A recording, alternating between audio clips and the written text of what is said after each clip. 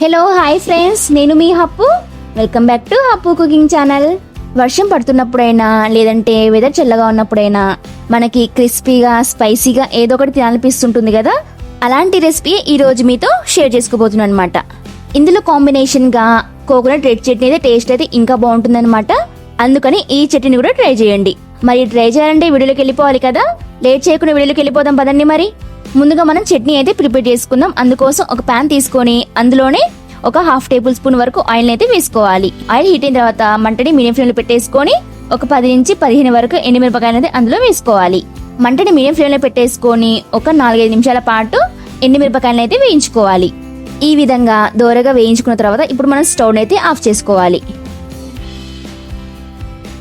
ఈ విధంగా పూర్తిగా చల్లారిపోయిన తర్వాత ఇప్పుడు మనం మిక్సీ జార్లో అయితే వేసుకుందాం. అందులోనే 1 కప్పు పచ్చి కొబ్బరి తురుమును కూడా వేసుకోవాలి. ఇందులోనే ఒక 3-4 పచ్చిమిరపకాయల్ని అలాగే సన్నగా కట్ చేసుకున్న ఒక ఉల్లిపాయని కూడా వేసుకోవాలి. ఇందులోనే ఒక చిన్న అల్లం ముక్కని ఒక 4-5 ఎల్లిపాయని కూడా వేసుకోవాలి. అలాగే కొంచెం కొత్తిమీర, ఒక నిమ్మకాయ సైజంతా చింతపండు కూడా వేసుకోవాలి. అలాగే 3 టీ స్పూన్ల పుట్నాలు కూడా వేసుకోండి. రుచికి సరిపడంత ఉప్పుని, ఒక 1/2 టీ స్పూన్ వరకు పంచదారని కూడా వేసుకోవాలి. ఇప్పుడు ఇందులో కొంచెం వాటర్ వేసుకుంటూ మనం ఫైన్ పేస్ట్ లాగా అయితే ప్రిపేర్ చేసుకోవాలన్నమాట. చూసారు కదా, ఈ విధంగా మెత్తగా అయితే గ్రైండ్ చేసుకోవాలి. ఈ చట్నీ దోశలోకైనా లేదంటే ఇడ్లీలోకైనా ఎందులో తీసుకున్నప్పుడు టేస్ట్ చాలా బాగుంటుందన్నమాట. అందుకని డెఫినెట్ గా అయితే ట్రై చేయండి. చట్నీని కావాలనుకుంటే మీరు తాలింపైన వేసుకోవచ్చు. నేనైతే వేయడం లేదనమాట. వేసుకోకపోయినా కూడా బాగానే ఉంటుందని చెప్పేసి నేనైతే తాలింపు అయితే వేయడం లేదు. తాలింపు వేసుకోవాలి అనుకుంటే మీరైతే వేసుకోండి. ఇప్పుడైతే మనం వడల కోసం ముందుగా 1/4 కేజీ పచ్చనిపప్పు తీసుకొని బాగా శుభ్రంగా అడిగేసుకొని నానబెట్టేసుకోవాలి.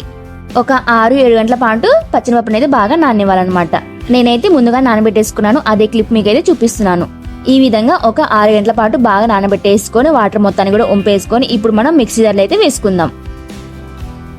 ఈ విధంగా మొత్తాన్ని కూడా మిక్సీ జార్లో వేసుకొని చివరగా కొంచెం పచ్చనిపప్పుని అయితే మిగిల్చుకుందాం.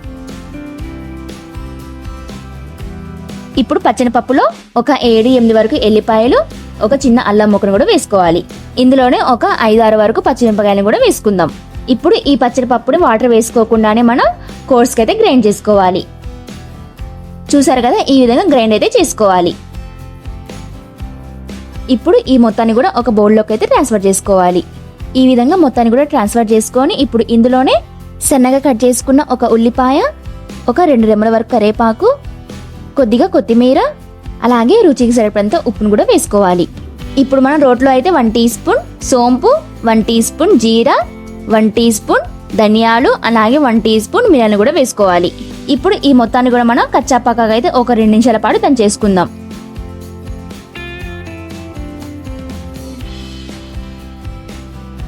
ఈ విధంగా కొంచెం కచ్చాపక్కగా దంచేసుకొని ఇప్పుడైతే మనం పిండిలు అయితే వేసుకుందాం.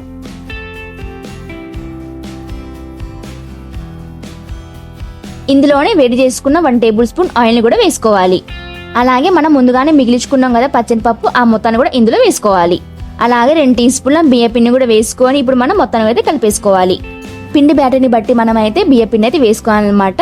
పిండి కొంచెం లూజ్ ఎక్కువ ఉంది అనుకోండి, బియ్య పిండి కొంచెం ఎక్కువ పడుతుంది. పిండి కొంచెం గట్టిగా ఉన్నట్టయితే బియ్య పిండి కొంచెం తక్కువ పడుతుంది అనమాట.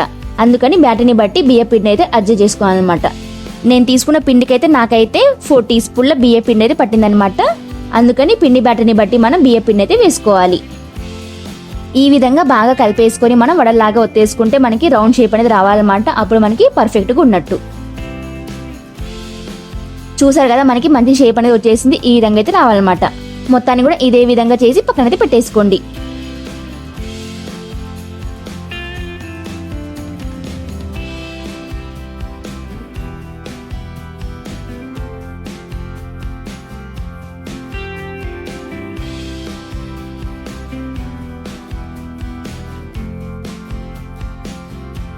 ఇప్పుడు మనం డీప్ ఫ్రైకి సరిపడంత ఆయిల్ పెట్టేసుకొని ఆయిల్ హీట్ అయిందో లేదో అనేది ఈ విధంగా కొంచెం పిండి అందులో వేసుకొని చూసుకుంటే మనకి ఈ విధంగా పైకి తేయాలన్నమాట. అప్పుడే మనకి ఆయిల్ బాగా హీట్ అయినట్టు. ఇప్పుడు మనం మంటని మీడియం ఫ్లేమ్లో పెట్టేసుకొని ఒక్కొక్క వడనైతే ఆయిల్ అయితే వదిలేసుకుందాం. కలుపుకోవడానికి వీలున్నట్టు విధంగా అయితే వేసుకోండి. ఇప్పుడు మంటని మీడియం టు హై ఫ్లేమ్లో అడ్జస్ట్ చేసుకుంటూ లైట్ గోల్డెన్ కలర్ వచ్చేంత వరకు కాలనివ్వండి.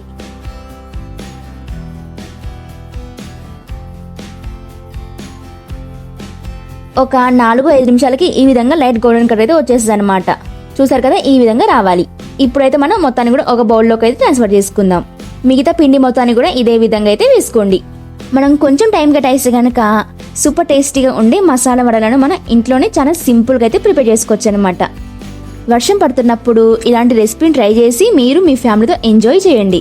మరి ఈ రెసిపీ ట్రై చేసిన తర్వాత మరి డిఫరెంట్గా కామెంట్ చేయాలి కదా, అందుకని ట్రై చేసిన తర్వాత రెసిపీ మీకు ఎలా అనిపించిందో నాకు డెఫినెట్గా కామెంట్ చేయండి. అలాగే మీ ఫ్రెండ్స్ అండ్ రిలేటివ్స్ కూడా షేర్ చేయండి. ఇంకా మన వీడియో చూస్తూ మన ఛానల్ని సబ్స్క్రైబ్ చేసుకోకపోతే ఇప్పుడే మన ఛానల్ని సబ్స్క్రైబ్ చేసుకోండి. ఇంకా ఇలాంటి సింపుల్ అండ్ టేస్టీ రెసిపీస్తో నెక్స్ట్ వీడియో కలుసుకుందాం. అప్పటి వరకు బాయ్ బాయ్ ఫ్రెండ్స్.